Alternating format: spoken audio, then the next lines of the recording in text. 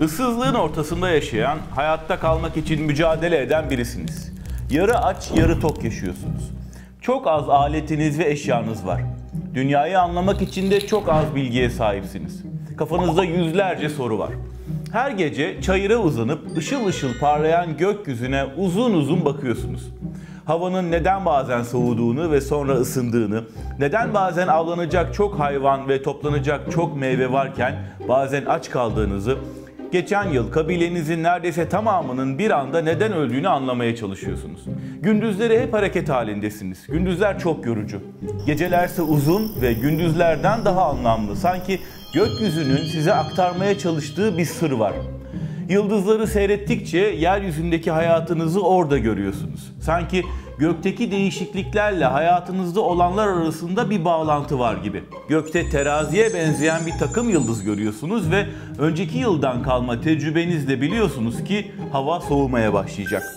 Gökyüzünde bir balık görmeye başladığınızda yine biliyorsunuz ki yakında hava ısınacak, yeryüzü yeşerecek, av bollaşacak. Hayatta kalmak, karnınızı doyurmak için gökyüzünden alacağınız çok bilgi var. Taş devri bilgeliğine hoş geldiniz. Güneş sistemini anlayıp mevsimleri çözene kadar daha binlerce yılınız var. Vebanın ve gripin gezegenlerin hareketleriyle ilgili olmadığını anlayana kadarsa daha da çok zaman geçecek. Bunları çözene kadar önünüzdeki binlerce yılı yerde olanlarla gökte olanları birbirlerine bağlayarak geçireceksiniz. Taş devri insanı olduğunuz ve bu halinizle bize cahil göründüğünüz için biraz mahcup musunuz? Olmayın. Olmayın çünkü sizin gözünüzle takip etmeye çalıştığınız yıldızları cep telefonuna bakarak anlamlandırmaya çalışan, hayatının nasıl gelişeceğini öğrenmek için sosyal medyadaki postları dört gözle bekleyen, milattan sonra 3. bin yıl insanından daha kötü durumda değilsiniz.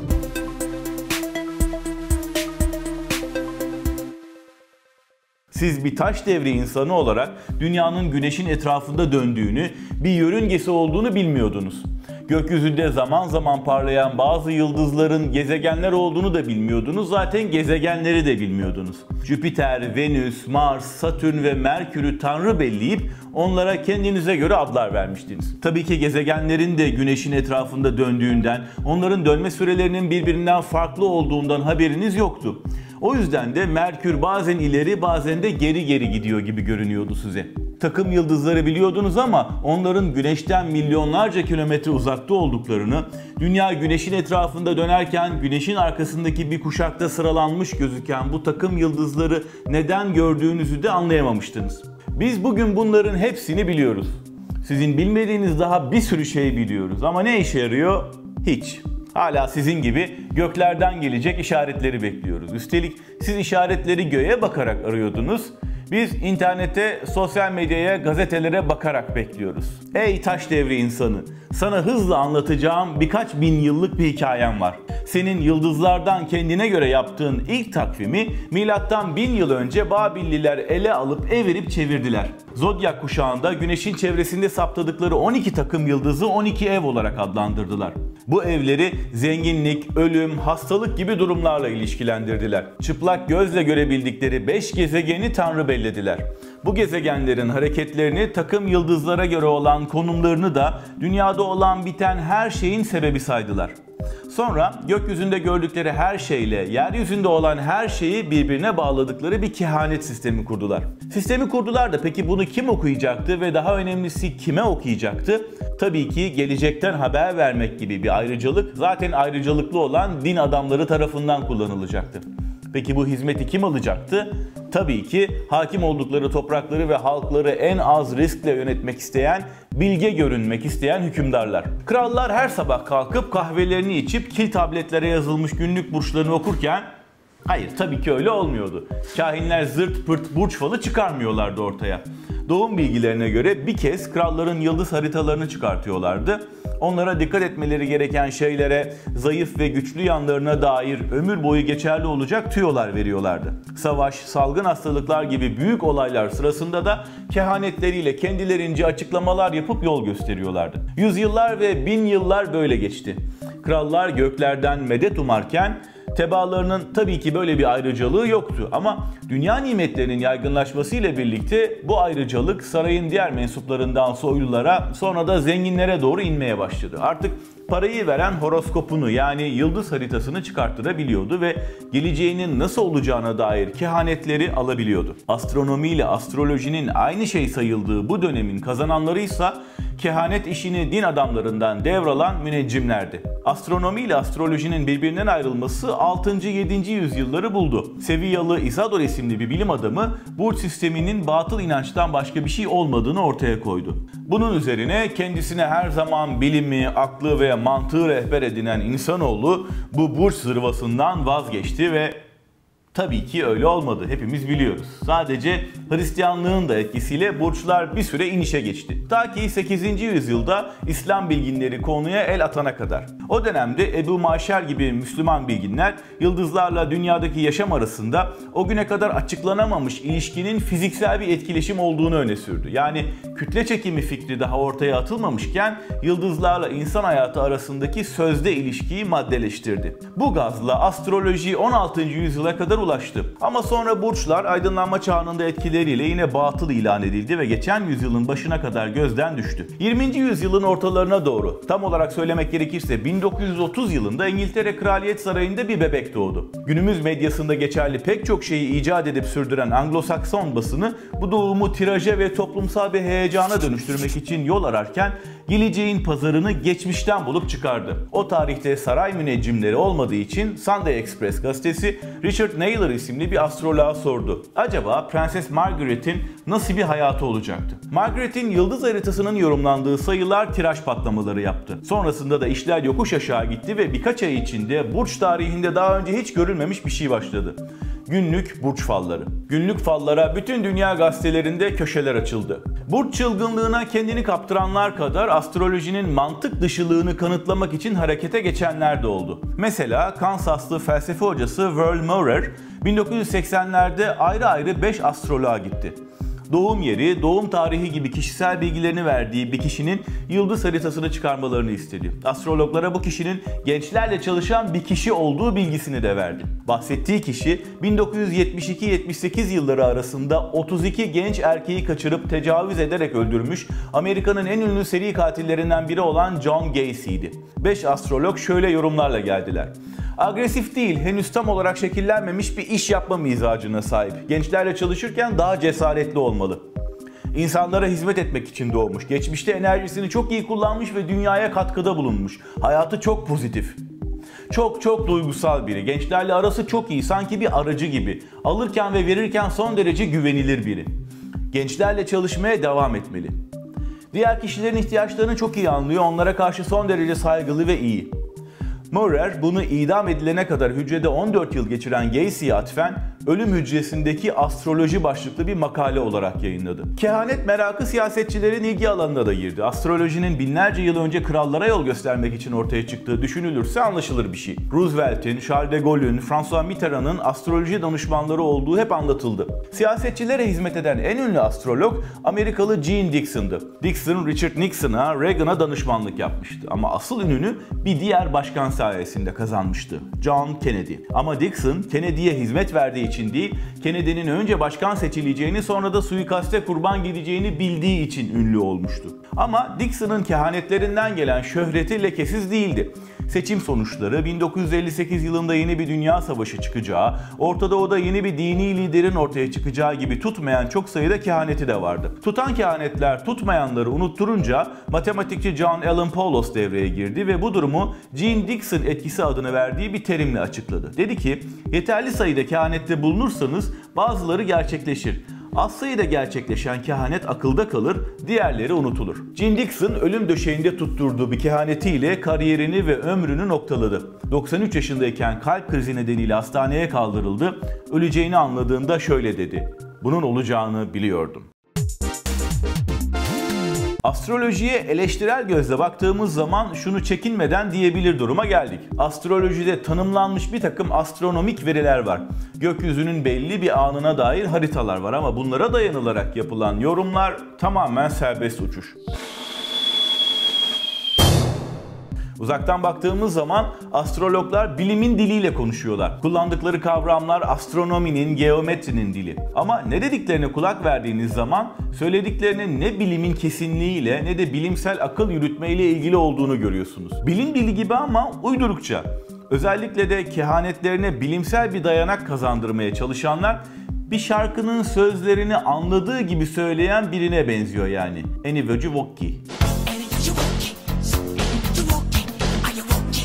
Eskiden astrologların yıldız haritaları çıkarmak, yükselen burçları bulmak için en azından biraz hesap kitap bilmeleri, tablo filan kullanmaları gerekiyordu. Hiç değilse bu vesileyle astronomi ve geometriden biraz anlamak gerekiyordu yani. Şimdi internet bu hesaplamaları anında yapıyor. Biz astrolojinin perde arkasını görür hale geldik gelmesine ama o arada burç fallarına erişilebilirlik patladı. Bu da astrolojiye olan merakı artırdı. Üstelik artık sadece merak ettiğinizde değil, rastgele zamanlarda da burç yorumları karşınıza çıkıyor. Gazetesi var, banner'ı var, sosyal medyada amatör olarak burç işleriyle ilgileneni var. Zaten astrolojide amatörlükle profesyonellik arasında yok denecek kadar ince bir çizgi var. Arz ve talep birbirini büyütürken burçlara doyamayanlar için kişiselleştirilmiş hizmet veren uygulamalar ortaya çıktı. Mesela popüler astrolojinin kraliçesi Susan Miller yayınladığı kitapları, takvimleri, web sitesini ve uygulamasını hazırlamak için bir asistan, 4 editör ve 8 mühendis çalıştırıyor. 3 milyondan fazla indirilen Amerika merkezli CoStar bu sektörün önde gelenlerinden. Uygulamanın kurucusu da bir Türk, Banu Güler. Uygulama sadece kendinizle ilgili sorulara değil, başkalarının yıldız haritalarını çıkartarak onlarla ilişkiniz hakkındaki sorulara da yanıt verebiliyor. Son olarak 5 milyon dolar yatırım aldı. Uygulamanın günün birinde Spotify büyüklüğüne ulaşacağı iddia ediliyor. Uygulamayı indirenlerin %80'i kadın, yaş ortalaması ise 24. Peki insanlık olarak biz bu konuya neden bu kadar meraklıyız? Çünkü belli ki pek çoğumuz hayatımızı bir filmin, bir romanın ya da bir öykünün konusu olamadan tamamlayacağız. Hayat hikayemizin yazıya geçirildiğini, kağıda basıldığını göremeyeceğiz. Oysa astroloji bize her gün hakkımızda yazılmış bir paragraf bağışlıyor. Yaşamlarımızın henüz açılmamış kıvrımlarıyla, vakti gelmemiş dönümleriyle daha hiçbiri gerçekleşmeden yüz yüze geliyoruz. Hayatımızın henüz yaşamadığımız kısmının kısa parçalarını okuyoruz sabahları. Başı sonu belli olmayan, gerçekleşip gerçekleşmeyeceği önemsiz, bize ve bizi merak eden herkese bizi anlatan paragraflar. Astrolojinin her derde deva olması, akla gelen her soruya uygun cevap vermesi ya da verir gibi yapması da kullanışlılığını artırıyor. Bir astroloğun karşısına oturduğunuz zaman soramayacağımız, konuşamayacağımız hiçbir şey yok. Para mı? Buyurun. Aşk? Elbette. Sağlık? Doğru geldiniz. Kariyer? Ayıp ettiniz. Sosyal yaşam? Bizim işimiz. Oysa psikoloğunuza mali konularınızı, doktorunuza aşk ilişkinizi, mali müşavirinize sağlık sorunlarınızı, diş hekiminize sosyal yaşamınızı, avukatınıza seçim sonuçlarını soramazsınız. Ama astroloğunuzla bunların hepsini konuşabilirsiniz. Hiçbiri de kalkıp size benim işim değil git uzmanına sor demez. Tam tersine astrologlar her konuda belli bir miktar uzmandırlar. İşlerinin püf noktası ise o belli bir miktarın sınırlarını saptamak. Tatmin edecek kadar güvenli, risk almayacak kadar çekingen, haklı çıkacak kadar kesin, yanılmayacak kadar belirsiz. Buyurun bir örnek. Dünya genelinde 2020 sonuna dek ekonomik krizler dolayısıyla sınıf farklılıkları derinleşebilir. NATO ile ilgili önemli gelişmeler bir ülkenin diğer ülkelerle savunma anlamında yeni bir ittifak başlatması söz konusu olabilir. Zayıflayan bazı liderlerin karşısında yeni ve güçlü liderler ön plana çıkabilir. Çünkü Satürn Oğlak transiti askeri darbelerle ve devrimlerle de ilgili bulunur. Bunu bir siyasi analist söylese yürü git böyle tahmin mi olur deriz. Ama astrolog yazınca bazılarımız ciddiye alıyor. Örnekleri çoğaltmak da yıldızlara bakıp beka sorunu gören işini bilir astrologları arka arkaya sıralamak da mümkün. Peki ya tutan kehanetler? Kusura bakmayın ama onları da biraz siz yaratıyorsunuz. Bir alıntıyla açıklayayım. Uçak korkunuzu savunurken kaza yapan uçakları, sayısal loto ümidinizi açıklarken de kazanan talihlileri örnek gösteriyorsunuz ya. Astroloji ile ilgili inancınızı savunurken de sadece tutan kehanetleri hatırlıyorsunuz. Özel bir dikkat sarf etmedikçe ne tutmayan kehanetlerin ne de hiçbir kehanetin tutmadığı fal seanslarının hafızanızda yeri oluyor. Hangi türden fal olursa olsun fala inanan kişi duyduklarını kendine yontar. Geçmişinden falcının ifadelerini doğrulayacak bir deneyim, bir veri bulup çıkarır. Buna Barnum etkisi deniyor. Bu etki sayesinde kişi falcının her söylediğini doğru algılıyor ve fal ilerledikçe falcıya olan inancı artıyor. Bir ifadenin kesinliği azaldıkça onu doğru bulanların sayısı da giderek artıyor. Bir kararsızlık yaşıyorsunuz ya da bir konuda üzülmüşsünüz gibi genel ifadeler Barnum etkisi yaratmak için birebir. Dikkat ederseniz bu yüzden falınızın büyük çoğunluğu böyle ifadelerden oluşur. Özel bir çabaya gerek yok. Ne de olsa astroloji meraklısı yazılanları kendine bir şekilde yontacak. İyi de biz bu kadar saf mıyız? Onun da açıklaması var. Astrolojiye duyulan inanç sayesinde kişiler ait oldukları burcun rolüne girmeye daha elverişli hale geliyor. Mesela burcumuz akrepse aldığımız bir intikamı burcumuzun özelliğiyle açıklayabiliriz. Bu sayede aslında iyi bir insan olduğumuza dair inancımızla çelişmeden kendimizi rahatlatabiliriz. Oğlak burcundansak gereksiz bir inatçılık sergilediğimizde suçu doğum tarihimize atabiliriz. Ne ala, hatta başarısız bir yatırım kararını Mars yüzünden oldu diye açıklayıp aslında iyi bir yatırımcı olduğumuza dair inancımızı zedelemeden paçayı kurtarabiliriz. Ayrıca astroloji birbirimizi övmek veya gömmek için de kullanışlı bir araç. Normalde birine dengesiz demek kavga sebebi değil midir? Ama birine dengesizliğini yüzüne vurmak için işte tipik ikizler burcu dediğinizde sanki övüyormuşsunuz gibi sırıtır. Ya da intikam peşinde koşmak. Anne babamızdan öğretmenlerimize, psikologlardan tasavvufçulara kadar herkes bunun ne kadar kötü olduğunu anlatır. Biz de hak veririz. Ama biri akrep burcu çok intikamcıdır dediğinde sanki göğsümüze madalya takılmış gibi kabarırız. İnananlarda durum böyle. Bir de inanmayanlar var. Onlar da ikiye ayrılıyor.